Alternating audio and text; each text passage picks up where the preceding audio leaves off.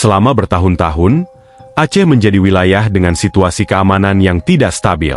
Banyak kejadian kekerasan terjadi, baik di daerah pedesaan maupun perkotaan. Warga hidup dalam tekanan, karena tidak tahu kapan bentrokan dapat muncul. Kondisi ini membuat kehidupan sosial terganggu, aktivitas ekonomi terhambat, dan banyak keluarga harus berpisah karena alasan keselamatan.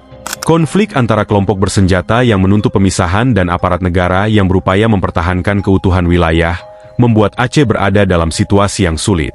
Banyak orang kehilangan anggota keluarga, sementara yang lain harus meninggalkan rumah mereka dan mengungsi ke tempat yang dianggap lebih aman. Anak-anak tumbuh dalam lingkungan yang penuh ketidakpastian dan belajar sejak kecil untuk menghadapi situasi yang seharusnya tidak mereka alami. Selama masa-masa itu, Aceh sering menjadi pemberitaan nasional karena eskalasi pertempuran yang tidak menunjukkan tanda-tanda mereda. Setiap tahun muncul laporan kehilangan nyawa, kerusakan rumah, dan berbagai tindakan kekerasan lain. Di sisi lain, masyarakat tetap berusaha menjalani kehidupan sehari-hari meski berada di tengah situasi yang jauh dari normal. Perjalanan menuju kondisi tersebut tidak terjadi begitu saja. Ada latar belakang panjang yang memicu ketegangan dan menyebabkan Aceh terjerumus ke dalam konflik berkepanjangan. Kita akan melihat bagaimana ketidakpuasan, dinamika sosial, dan faktor ekonomi berperan dalam menciptakan akar permasalahan yang akhirnya berkembang menjadi konflik besar. Aceh bukan hanya wilayah geografis di ujung barat Nusantara. Sejak lama ia memiliki identitas politik, ekonomi, dan budaya yang berbeda. Pada masa sebelum dan sesudah kemerdekaan, banyak warga Aceh merasakan bahwa keputusan penting soal tata kelola sumber daya dan kebijakan ekonomi ditentukan jauh dari wilayah mereka. Ketika pengelolaan minyak dan gas mulai diprioritaskan, hasilnya tampak mengalir ke pusat pemerintahan sementara manfaat langsung untuk masyarakat setempat sulit dirasakan. Penemuan dan pengembangan lapangan gas besar-besaran sejak akhir 1960-an dan 1970-an membawa pendapatan besar bagi negara. Namun pola pembagian penerimaan, kontrak dengan perusahaan besar, dan mekanisme investasi membuat sebagian masyarakat Aceh merasa terpinggirkan. Infrastruktur penting yang mendukung kehidupan sehari-hari di banyak desa, jalan, sistem pendidikan, layanan kesehatan, tetap terbatas, sementara kawasan pengolahan sumber daya terlihat maju dan terpusat pada fasilitas industri. Selain soal ekonomi, ada unsur politik yang memperburuk ketegangan. Sentralisasi kekuasaan selama dekade-dekade tertentu membuat aspirasi lokal sulit disuarakan secara efektif dalam mekanisme negara. Proses pengambilan keputusan yang tertutup dan representasi yang lemah di pemerintahan pusat memicu rasa frustrasi di kalangan tokoh masyarakat dan aktivis lokal. Ketika saluran formal untuk menuntut perubahan terasa gagal, dorongan untuk mencari jalan alternatif menjadi lebih kuat. Konteks sosial juga ikut memainkan peran. Struktur sosial Aceh yang kental dengan norma lokal, ketaatan agama, dan tradisi adat sering bertabrakan dengan kebijakan nasional yang dianggap kurang peka terhadap karakter wilayah. Perbedaan ini memunculkan perasaan terasing di antara warga yang melihat keputusan kebijakan sebagai sesuatu yang dijalankan tanpa memperhatikan kepentingan mereka. Ketegangan budaya semacam ini memperkuat narasi bahwa Aceh harus mendapatkan kontrol lebih besar atas nasibnya sendiri. Praktik keamanan yang dijalankan pemerintah untuk menjaga wilayah penghasil sumber daya turut memicu konflik baru. Kehadiran aparat militer dan kepolisian dalam skala besar, operasi-operasi keamanan rutin, serta kebijakan penegakan seringkali menimbulkan gesekan dengan penduduk lokal. Pelaksanaan operasi yang keras tanpa komunikasi memadai meningkatkan rasa tidak percaya dan memperdalam luka sosial, terutama ketika tindakan aparat berdampak pada keluarga warga sipil. Dalam beberapa tahun, lingkungan ekonomi politik tersebut menjadi medan subur bagi munculnya kelompok-kelompok yang menawarkan alternatif, baik melalui tuntutan politik maupun perlawanan bersenjata. Rasa ketidakadilan ekonomi, kekecewaan terhadap representasi politik, dan pengalaman sehari-hari menghadapi kebijakan yang dirasa menindas menyatu menjadi alasan utama mengapa sebagian masyarakat memilih jalan konfrontasi. Kondisi ini menjelaskan mengapa konflik yang muncul bukan sekadar insiden lokal, melainkan masalah struktural yang menuntut perubahan pada skala lebih besar. Pada akhirnya, akar ketegangan di Aceh adalah kombinasi dari faktor ekonomi, politik, dan sosial yang saling memperkuat.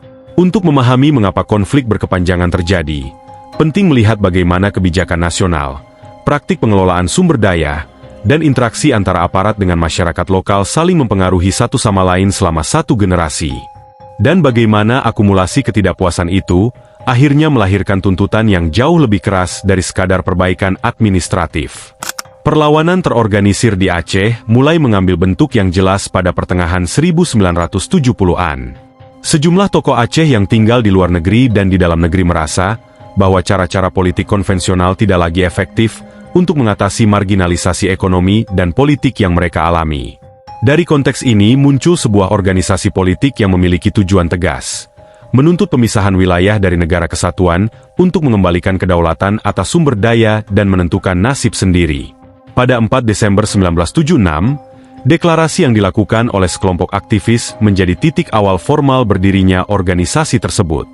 Kepemimpinan di tangan tokoh yang berpengalaman dalam gerakan separatis dan yang memiliki jaringan internasional memberikan dorongan awal bagi gerakan ini. Dalam beberapa tahun pertama, struktur organisasi masih sederhana, namun cukup untuk melakukan rekrutmen, penggalangan dukungan, dan beberapa aksi simbolis yang menarik perhatian nasional. Reaksi pemerintah terhadap kebangkitan gerakan ini pada awalnya adalah pendekatan keamanan yang keras. Operasi penangkalan dilancarkan, sementara upaya intelijen ditingkatkan. Langkah-langkah tersebut sering mengakibatkan benturan langsung dengan warga sipil yang berada di sekitar basis-basis gerakan. Siklus aksi balasan ini memperkuat narasi ketidakadilan di kalangan pendukung gerakan dan mendorong semakin banyak orang untuk bergabung atau setidaknya memberi dukungan terselubung. Seiring berjalannya waktu, keduanya, pemerintah dan gerakan, mengalami eskalasi kapasitas. Gerakan meningkatkan kemampuan militer sederhana, perolehan senjata, pelatihan taktis, serta pembentukan unit-unit komando lokal. Pemerintah menempatkan lebih banyak pasukan dan sumber daya untuk operasi kontra pemberontakan. Situasi ini mengubah konflik dari sekadar protes politik menjadi pertarungan bersenjata yang menuntut sumber daya besar dari kedua pihak.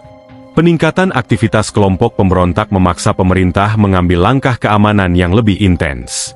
Pemerintah kemudian menetapkan Aceh sebagai daerah operasi militer, sebuah kebijakan yang memberi wewenang besar kepada aparat keamanan untuk melakukan operasi di wilayah tersebut. Keputusan ini mengubah karakter penegakan hukum menjadi operasi militer yang luas dan berkelanjutan. Penempatan pasukan dalam jumlah besar disertai patroli rutin, razia, dan pembentukan pos-pos militer di sejumlah titik strategis. Taktik kontra pemberontakan yang diterapkan menekankan kontrol wilayah dan pemutusan jalur logistik kelompok bersenjata. Langkah-langkah ini seringkali menggunakan pendekatan yang mengedepankan keamanan yang ketat, termasuk pemeriksaan massal dan penahanan tersangka tanpa proses peradilan yang transparan. Praktik operasi tersebut menimbulkan dampak langsung terhadap warga sipil. Banyak keluarga mengalami penggeledahan rumah, kehilangan anggota keluarga karena penahanan, atau dipaksa mengungsi akibat operasi yang berlangsung di dekat permukiman. Keberadaan aparat yang intensif di area sipil juga memicu ketegangan antara penduduk lokal dengan personel keamanan, meningkatkan potensi salah tangkap dan tindak kekerasan. Sejumlah laporan independen dan pengaduan publik menyebutkan adanya pelanggaran hak asasi manusia selama periode DOM.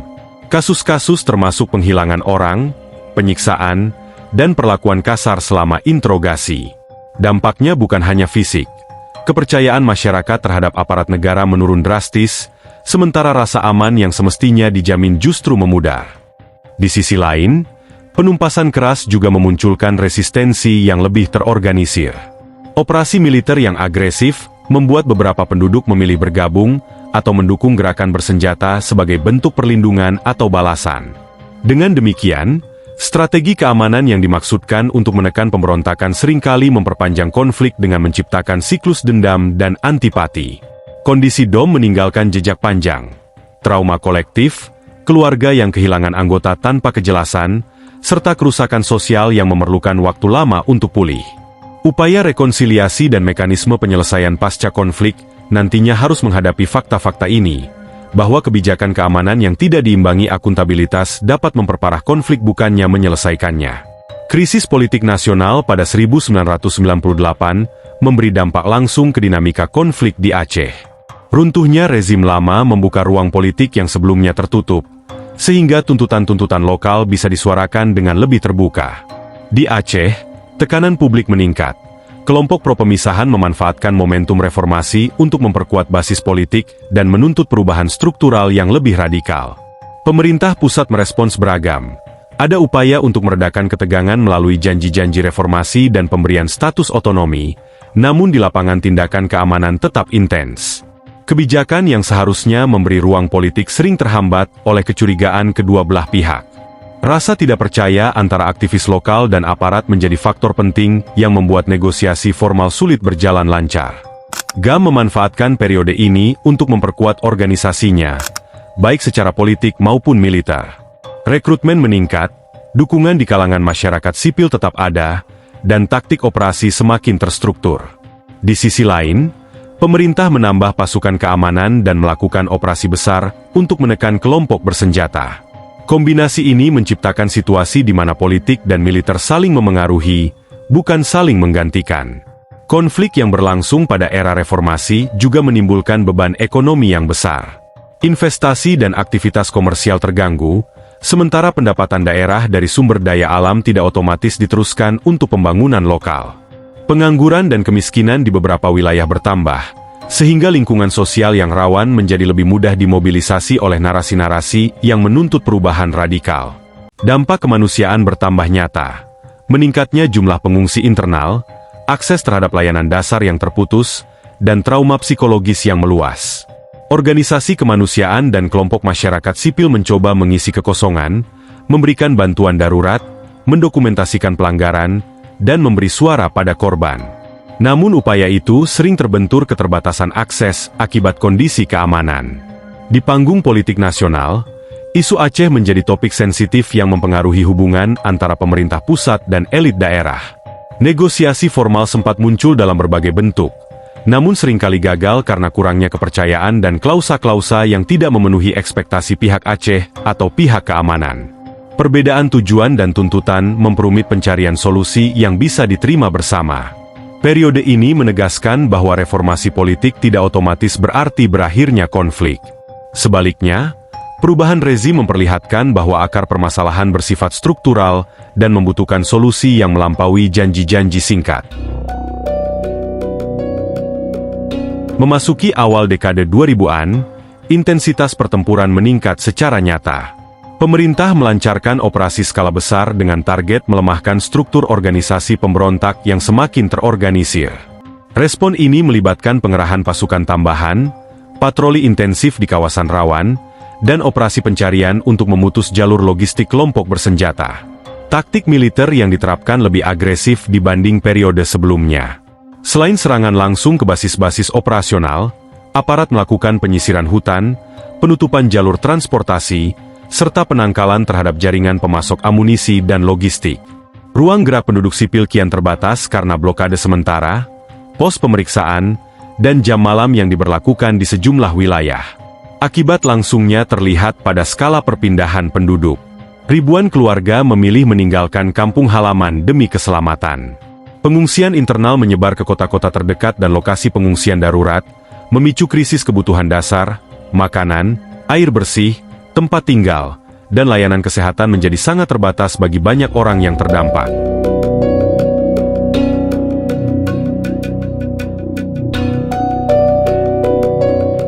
Pada 26 Desember 2004, Aceh mengalami tsunami yang menghancurkan sebagian besar wilayah pesisir. Ribuan orang meninggal, rumah dan fasilitas umum hancur, dan sebagian besar masyarakat kehilangan tempat tinggal serta sumber penghidupan. Bencana besar ini mengubah fokus semua pihak. Pemerintah, aparat, masyarakat, dan organisasi internasional terpaksa menghentikan prioritas konflik dan beralih ke penyelamatan serta bantuan darurat. Kerusakan infrastruktur membuat distribusi bantuan sulit, sehingga kerjasama di lapangan menjadi keharusan. Situasi darurat membuat hubungan yang sebelumnya penuh ketegangan mulai mencair. Warga, relawan, dan aparat bekerja bersama untuk memenuhi kebutuhan dasar korban.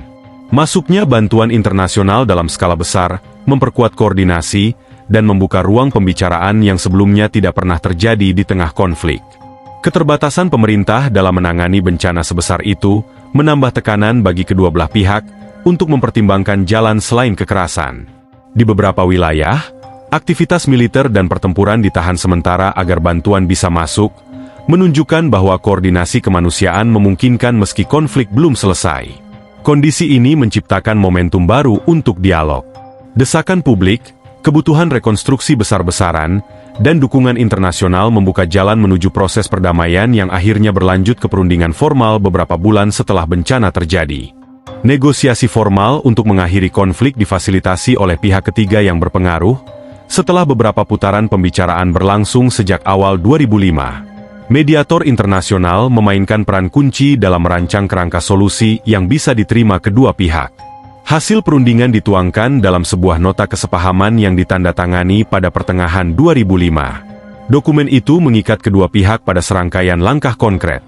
Penghentian aktivitas bersenjata oleh gerakan, proses pengumpulan senjata, serta penarikan pasukan non-organik dari wilayah provinsi. Sebagai bagian dari kesepakatan, pemerintah berkomitmen memberikan kewenangan yang lebih besar bagi pemerintahan daerah Aceh, termasuk ruang politik yang sebelumnya dilarang.